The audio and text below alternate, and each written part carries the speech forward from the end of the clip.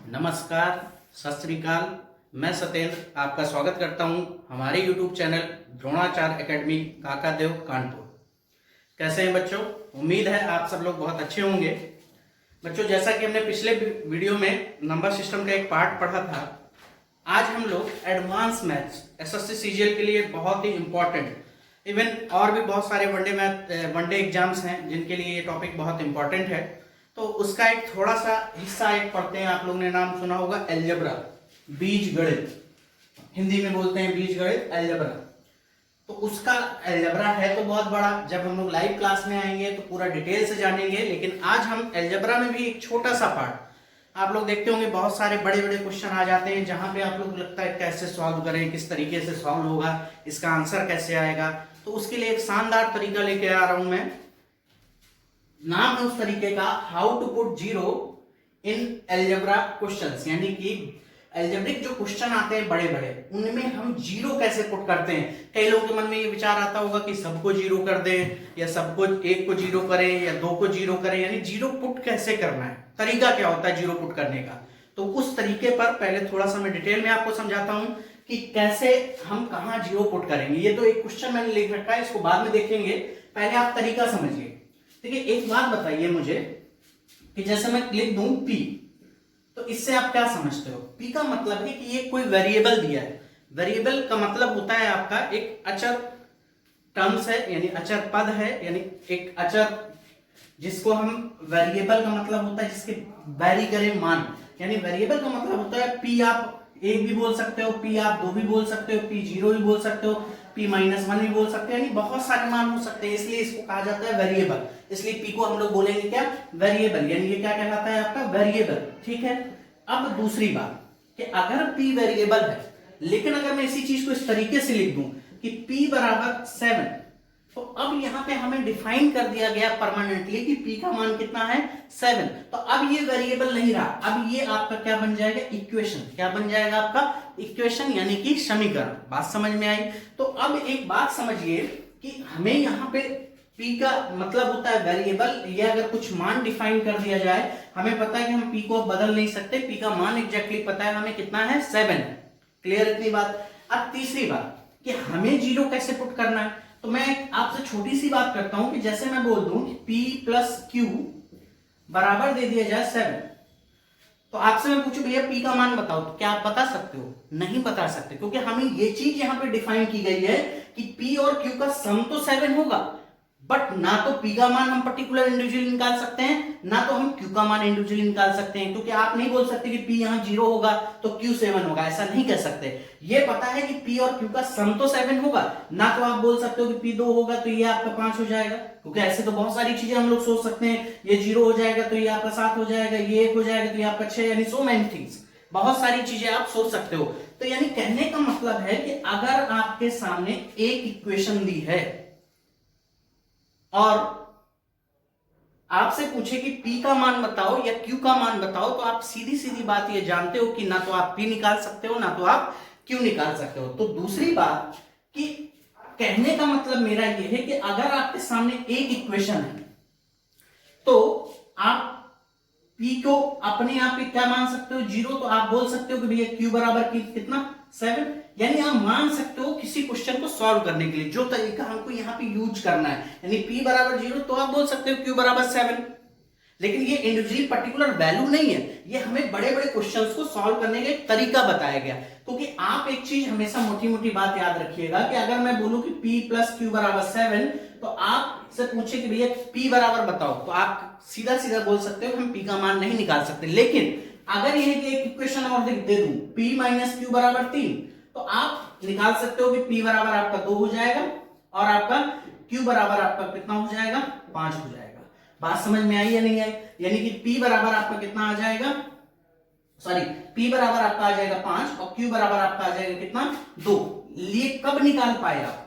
जब आपको दो इक्वेशन पता लग गए और दोनों में आपके कितने कितने वेरिएबल हैं? दो वेरिएबल हैं। यानी कहने का मतलब ये है कि अगर दो वेरिएबल हैं और दो इक्वेशन हैं, तब तो आप दोनों वेरिएबल की वैल्यू फाइंड आउट कर सकते हो। लेकिन अगर दो वेरिएबल हो और इक्वेशन सिर्फ एक हो, तो आप किसी पर्टिकुलर वेरिएबल का मान फाइंड आउट नहीं कर सकते।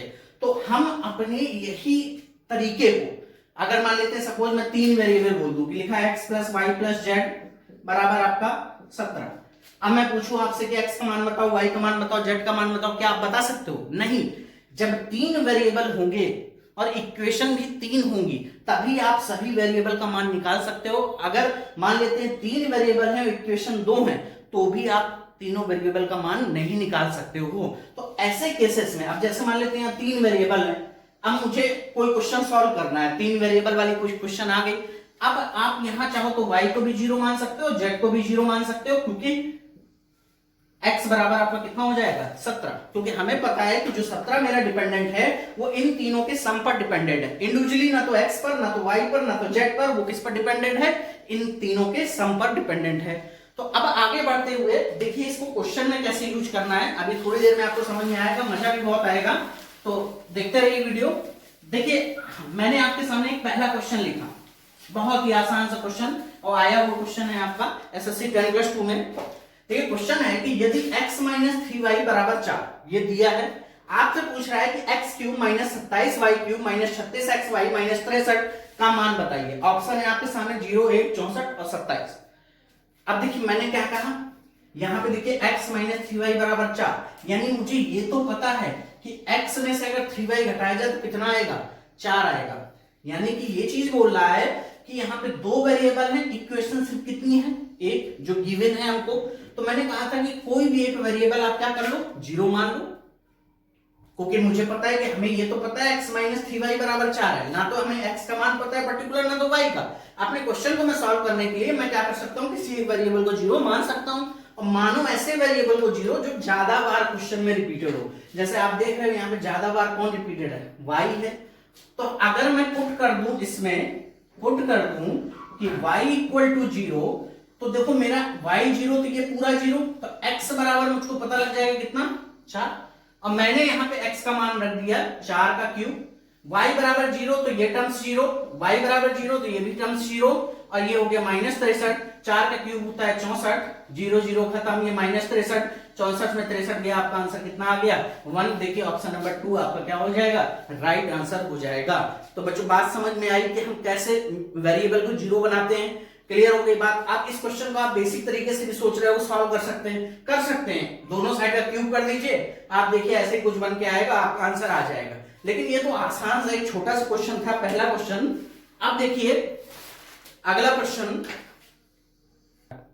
देखिए बच्चों एक और अगला क्वेश्चन लिखा है p प्लस क्यूब बराबर 4, तो p cube plus cube plus 12p का मान बताइए। आपको लग रहा होगा कि सर इतना सरल क्वेश्चन, बहुत साइड का क्यूब करके हम शायद निकाल सकते हैं, बिल्कुल निकाल सकते हैं, लेकिन हमें इस मेथड से करना है, how to put 0 in algebraic questions, यानी कि कैसे मैं 0 बनाऊं। तो मैंने कहा देखो इक्वेशन 1 ये आपके सामने है, वेरिएबल कितने हैं यहाँ पे? 2, तो किसी एक वेरिएबल को 0 कर दीजिए जिसका आपको मन हो। मैंने पुट कर दिया q बराबर 0, तो आप बताओ p बराबर कितना हो जाएगा? 4। q बराबर अगर 0 में मान लेता हूं थोड़ी देर के लिए, तो p बराबर क्या हो जाएगा आपका? 4। अब आप मान रख दीजिए p का मान यहाँ कितना है? 4, 4 का क्यूब हो गया, q बराबर 0, तो ये 0 और ये भी 0, 4 का क्यूब कितना होता है? 64। आप देखिए कितना आंसर आ गया आपका? 64 आपका आंसर आ गया। आप बताइए मुश्किल से मुश्किल 2 सेकंड में आप क्वेश्चन का आंसर दे सकते हैं, आप ओरली अप्रोच कर सकते हैं विदाउट पेन एंड पेपर, अगर आप थोड़ा सा प्रैक्टिस करेंगे तो। एक तीसरा क्वेश्चन देखिए बच्चों, अगला क्वेश्चन आपके सामने बोर्ड पर है। देखिए x प्लस वाई प्लस 3 बराबर 0, तो x cube plus y cube plus 27 minus 9xy का मान बताइए। बहुत लोग कर लेंगे, लेकिन हमें करना इसी तरीके से है जो मैं आपको बता रहा हूं। मैं आप देखिएगा बहुत बड़े बड़े क्वेश्चन जो एसएससी सीजीएल मेंस में पूछे गए हैं, इसी 2020 के मैं क्वेश्चन आपके एसएससी सीजीएल प्री का जो एग्जाम हुआ था उसके भी क्वेश्चन अभी 1-2 करवाऊंगा मैं आगे। जैसे जैसे आगे बढ़ेंगे बहुत सारे क्वेश्चन हम लोग बड़े बड़े लेंदी क्वेश्चन डिस्कस करेंगे इस तरीके से। देखिए यहाँ पे कितने वेरिएबल x और y, एक ये और एक ये, 2 वेरिएबल। अब मैंने कहा 2 वेरिएबल तो ऑब्वियस सी बात है इक्वेशन 1 है, तो किसी एक को 0 कर लीजिए। मैंने पुट कर दिया, पुट y इक्वल टू 0, तो x बराबर आपका जो आएगा वो माइनस का कितना आ जाएगा? 3, क्योंकि 3 यहां भेजोगे तो आपका x बराबर क्या आ जाएगा? माइनस का 3। आप देखिए रख दीजिए यहाँ पे वैल्यू, x का मान -3 का क्यूब y जीरो है तो जीरो हो गया, ये 27 है प्लस का 27 ले लीजिए, यहाँ y जीरो तो ये भी जीरो हो गया। अब माइनस का 3 है तो क्यूब करेंगे तो ये माइनस 27 आ जाएगा, ये प्लस 27, 27 से 27 खत्म, रिजल्टेंट कितना आ गया 0, यानी ऑप्शन आपका कौन सा सही हो गया, सेकंड ऑप्शन आपका सही हो गया। यही आपका इस क्वेश्चन का आंसर हो गया। स्टार्ट। देखिए बच्चों, बोर्ड पर अगला क्वेश्चन, ये आपका इसी साल 2020 के एसएससी सीजीएल प्री में पूछा गया क्वेश्चन है। बहुत ही अच्छा क्वेश्चन है। आप अगर सोचिए कि आप नॉर्मल मेथड से आप करेंगे तो पी की वैल्यू क्या डिफाइन करेंगे, क्यू क्या रखेंगे, आपको समझ में नहीं आएगा। लेकिन मैंने कहा कि एक तो जीरो, दो वेरिएबल, इक्वेशन एक पुट कर दीजिए, पुट किया मैंने q इक्वल टू 0, तो आपका p बराबर आपका कितना हो गया 2021। देखिए कितनी आसानी से आप आंसर निकाल सकते हैं। आप देखिए -1 p की पावर p 2021 और यहाँ पे -1 q है आपका 0। आप बताइए माइनस का 1 है, पावर आपकी कैसी है ऑड, ऑड मतलब विषम, तो जब विषम बार माइनस का गुणा करते हैं तो आता किसमें है माइनस में, तो -1 हो गया। ये -1 की पावर 0, किसी की पावर 0 होती है आप लोग जानते हैं, उसकी वैल्यू 1 होती है, 1 1 खत्म, यानी आंसर आपका कितना हो गया 0, यानी ऑप्शन नंबर कौन सा करेक्ट हो गया आपका फर्स्ट, ये ऑप्शन आपका करेक्ट हो गया। देखिए कितनी आसानी से आपने क्वेश्चन का जवाब दे दिया। स्टार्ट। देखिए बच्चों, आज की क्लास का 5वां क्वेश्चन बहुत ही खूबसूरत सा सवाल है। ये भी आपका 2020 एसएससी सीजीएल प्री में पूछा गया था। अब आप देखिए कि कितना बड़ा क्वेश्चन लग रहा होगा आपको, लग रहा होगा कि सर बोथ साइड का स्क्वायर कर दे आ जाएगा आंसर, कर सकते हो नो डाउट, सब लोग कर लेंगे, ठीक है, स्क्वायर में स्क्वायर, लेकिन सोचिए उसमें कितना टाइम आपका बर्बाद होगा। हमें टाइम बचाना है, क्वेश्चन का आंसर 5 से 6 सेकंड के अंदर देना है। अब आप यहां देखिए कितने वेरिएबल है, 3 वेरिएबल है, क्लियर इतनी बात। अब 3 वेरिएबल हैं तो इक्वेशन तो एक ही है ना अपने पास, सिर्फ यही अकेले, इसका तो वैल्यू हमको फाइंड आउट करना है।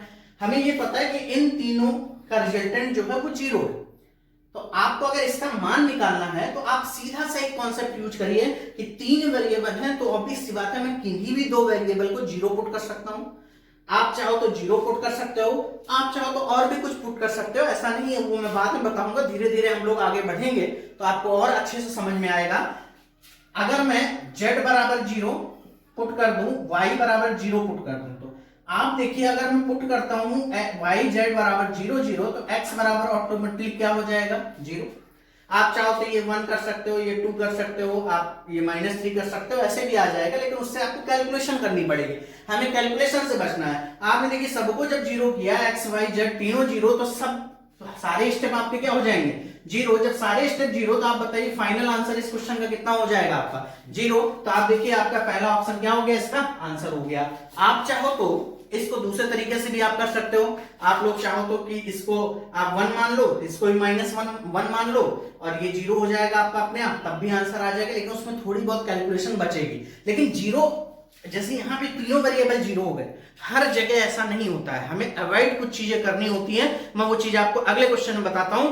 देखिए अगला क्वेश्चन, देखिए बेटा अगला क्वेश्चन आपके बोर्ड पर लिखा हुआ है, एसएससी सीजीएल में पूछा गया, मेंस का क्वेश्चन है, बहुत ही अच्छा क्वेश्चन है, ठीक है। यहां देखिए दिया है p + q + r बराबर 0, तो पूछ रहा है 3p² + q² + r² divided by 2p² - qr का मान बताइए। ऑप्शन है 0 1 -1 2।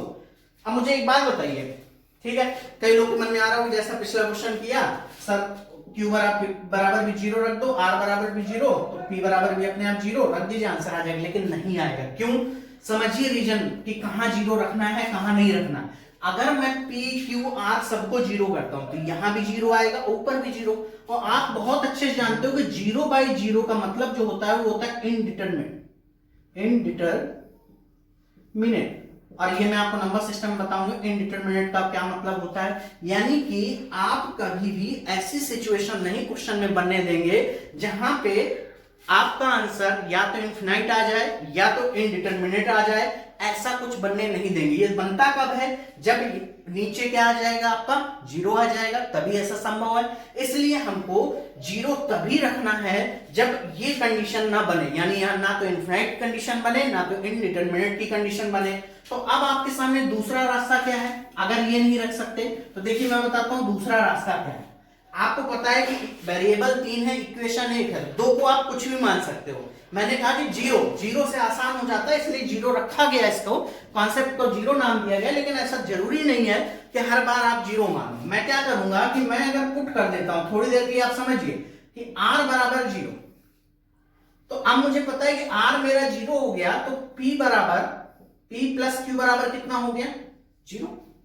तो मैं अब फिर से आप देखिए q बराबर अगर मैं रख दूं 1, तो अब देखिए मेरा क्या हो जाएगा, p बराबर मेरा क्या निकल के आ जाएगा -1। अब यहां देखिए मैंने ऐसा इसलिए किया कि एक को मैंने 0 माना और एक को मैंने q को क्या माना, पुट किया मैंने q को क्या 1, तो मुझे p बराबर पता लग गया -1। तो यानी कि मैं अब r का मान 0, q का मान 1 और इसका मान -1 रख के भी कर सकता हूं। देखिए करके बताता हूं।